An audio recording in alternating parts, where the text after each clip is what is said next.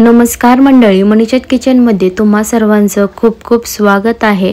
आजच्या व्हिडिओमध्ये आपण बघणार आहोत घरगुती मसाला कसा बनवला जातो आणि किती वर्ष टिकतो, त्यामध्ये काय ठेवायला लागतं, कसा टिकतो, मसाला बनवताना काय यूज करायला लागतो म्हणजे तो जास्ती वर्ष टिकतो।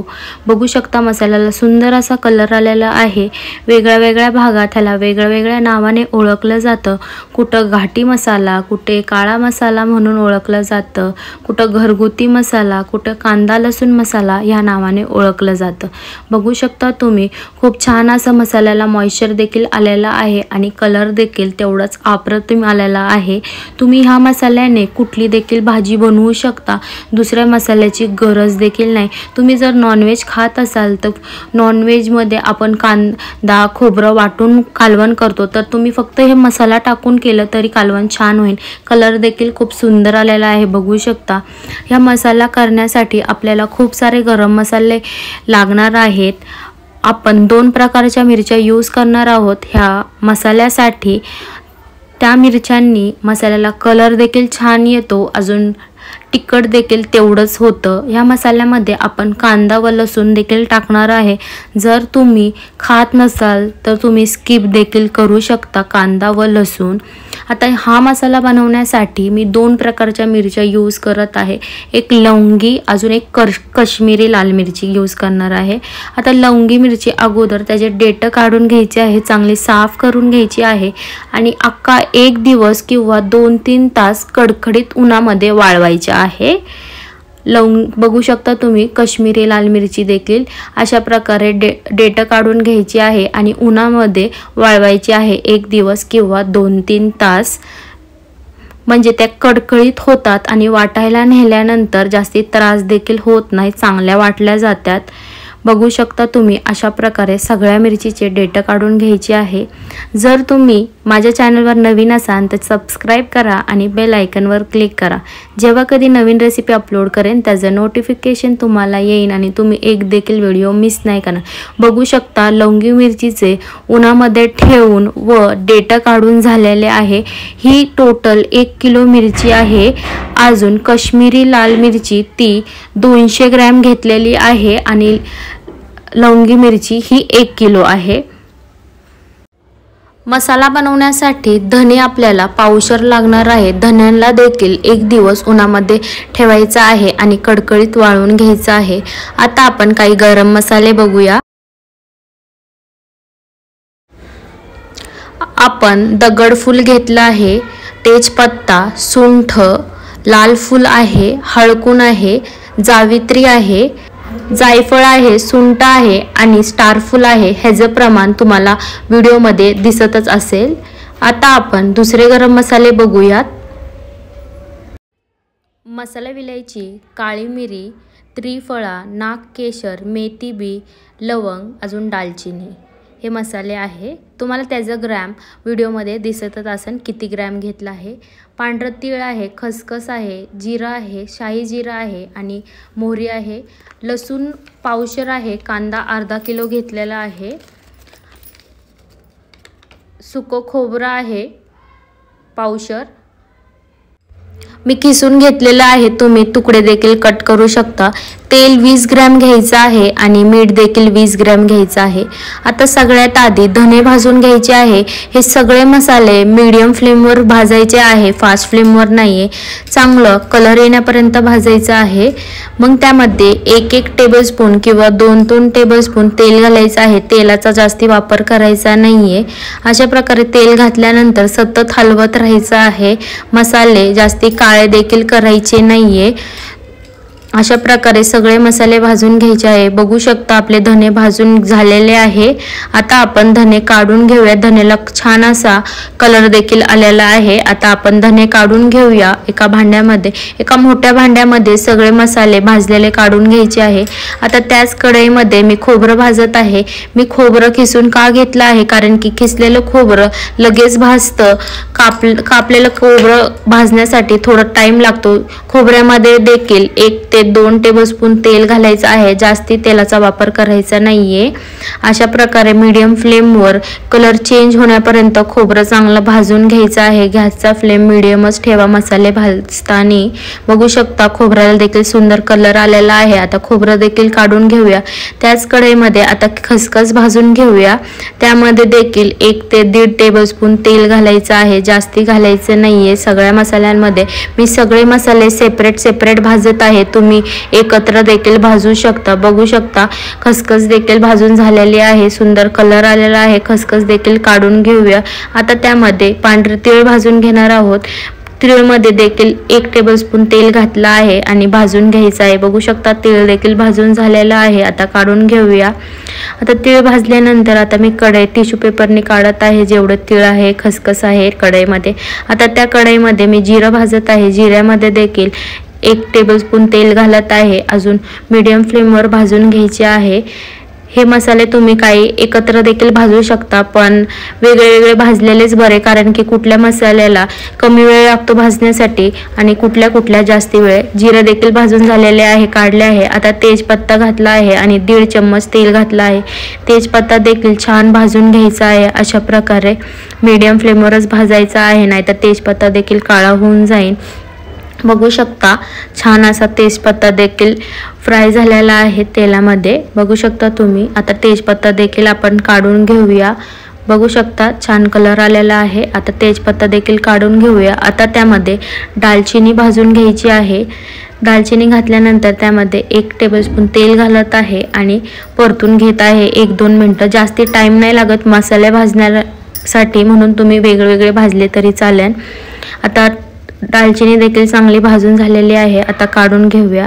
आता त्यामध्ये दगडफूल घालत आहे, अजून 1.5 टेबलस्पून तेल, ते देखील छान भाजून घ्यायचं आहे मीडियम फ्लेमवर। ही सगळी मसाला भाजण्याची प्रोसेस ही मीडियम फ्लेमवरच करा। अशा प्रकारे बघू शकता दगडफूल देखील भाजून झालेला आहे, काढून घेऊया। आता त्यामध्ये स्टारफूल घालून तेल घालायचं आहे थोडंसंच आणि भाजायचं आहे। या अगोदर मी खूप साऱ्या उन्हाळ्याच्या रेसिपीज अपलोड केलेल्या आहे, जर बघितल्या नसेल तर देखील जाऊन बघा। बघू शकता तुम्ही। आता दुसरा गरम मसाला घालत आहे, त्यामध्ये तेल घालून ते देखील छान भाजून घ्यायचं आहे। अशा प्रकारे सगळे मसाले भाजून घ्यायचे आहे। खूप छान मसाला होतो हा। रेसिपी नक्की ट्राय करा। ज्या प्रमाणात सांगितलेले आहे त्या प्रमाणात जर तुम्ही केलं तर तुमचा मसाला देखील छान होईल आणि 1-2 वर्ष आरामात टिकतो, बिलकुल खराब होत नाही, त्यामध्ये जाळ्या तयार होत नाही।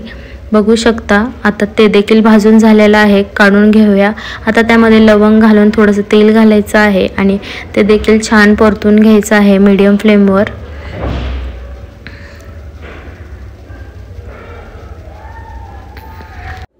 लवंग देखील छान भाजून झालेली आहे, बघू शकता तुम्ही। आता ते देखील काढून घेऊया। आता आपण मसाला विलायची भाजणार आहोत। थोडंसं तेल घालायचं आहे आणि सतत हलवत भाजून घ्यायचं आहे। जास्ती तेलाचा बिलकुल वापर करू नका, नाहीतर तुमच्या मसाल्याचा स्मेल येईल आणि खराब देखील लवकर होईल, कुमाट वास येतो मसाल्याचा। आता काळी मिरी देखील भाजून घेतलेली आहे, लवंग देखील झालेली आहे, मसाला विलायची देखील भाजून झालेली आहे। आता आपण त्यामध्ये त्रिफळा घालूया आणि तेल घालून छानपैकी परतून घेऊया 2-3 मिनिटं। छान सतत हलवत राहायचं आहे। बघू शकता ते देखील छान असं भाजून झालेलं आहे तेलामध्ये परतून, ते देखील आपण काढून घेऊया। भाजून काढून घेतलेलं आहे ते देखील त्रिफळा। आता आपण नागकेशर घालणार आहोत, अजून तेल घालायचं आहे थोडंसं। हे मसाले तुम्हाला किराणा मालाच्या शॉपमध्ये तुम्ही जर चिठ्ठी दिली तरी तुम्हाला सगळे मसाले भेटतील, जर तुम्हाला नावं माहिती नसतील तर। आणि ज्या प्रमाणात सांगितले आहे त्या प्रमाणात मध्येच मसाले घाला, म्हणजे तुमचा मसाला जास्ती तिखट देखील नाही होईल आणि जास्ती फिक्का देखील नाही होईल। आता मेथी दाणा देखील भाजून घ्यायचा आहे थोडंसं तेल घालून आणि सतत हलवत राहायचं आहे। बघू शकता मेथी दाणा देखील छानपैकी परतून झालेला आहे, आता काढून घेऊया। जर तुम्ही फर्स्ट टाइमच मसाला बनवणार असाल तर जे प्रमाण सांगितलं आहे त्याप्रमाणेच करा, म्हणजे तुमचा परफेक्ट मसाला तयार होईल. हा मसाला 1-2 वर्ष आरामात टिकतो. बघू शकता. आता मोहरी भाजून घेऊया. मोहरी फुटूपर्यंत भाजायची आहे. थोडंसं तेल घालायचं आहे, जास्ती नाही, आणि सतत हलवत राहायचं आहे, असं सोडायचं नाही आहे. बघू शकता मोहरी देखील छान भाजून झालेली आहे. काढून घेऊया. आता त्याच कढईमध्ये शाही जिरं भाजून घेऊया. थोडंसं तेल घालायचं आहे, अजून सतत हलवत भाजून घ्यायचं आहे. सगळं तुम्ही देखील वेगळं भाजा, एकत्र भाजू नका, कारण की कुठल्या साहित्याला कमी वेळ लागतो आणि कुठल्या जास्ती वेळ लागतो. अशा प्रकारे शाही जिरं देखील भाजून झालेलं आहे. आता काढून घेऊया. आता त्याच कढईमध्ये भरपूर तेल घालायचं आहे, 2-3 टेबलस्पून. भरपूर म्हणजे 2-3 टेबलस्पून, जास्ती देखील घालू नका. आता त्यामध्ये आपण वेगळे काही मसाले फ्राय करणार आहोत, जे फ्राय करायला लागतात.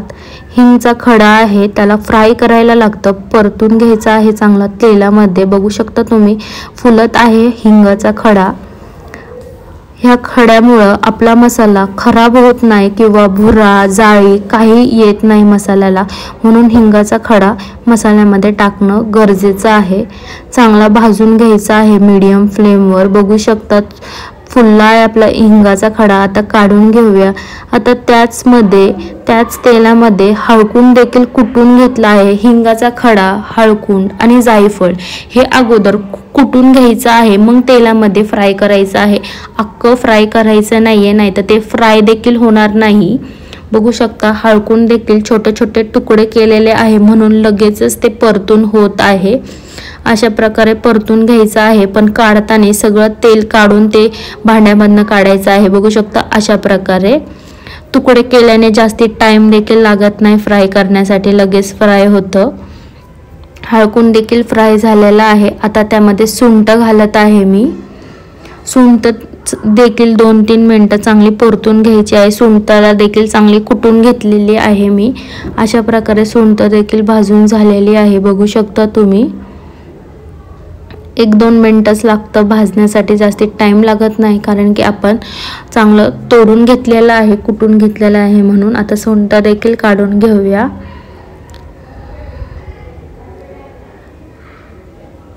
आता त्यामध्ये जायफळ घातलं आहे मी, अजून तेल घातलं आहे 1 टेबलस्पून. ते देखील चांगलं फ्राय करून घ्यायचं आहे. 2-3 मिनिटं चांगलं परतून घ्यायचं आहे. ते देखील चांगलं परतून झालेलं आहे. आता काढून घेऊया. आता त्याच कढईमध्ये आपण मिरच्या भाजणार आहोत. थोड्या करून मिरच्या भाजायच्या आहे. जर मोठं भांडं असेल तरी एकत्र भाजू नका, कारण की कुठली मिरची भाजली जाते आणि कुठली कच्ची राहते, म्हणून थोडंच भाजायचं आहे.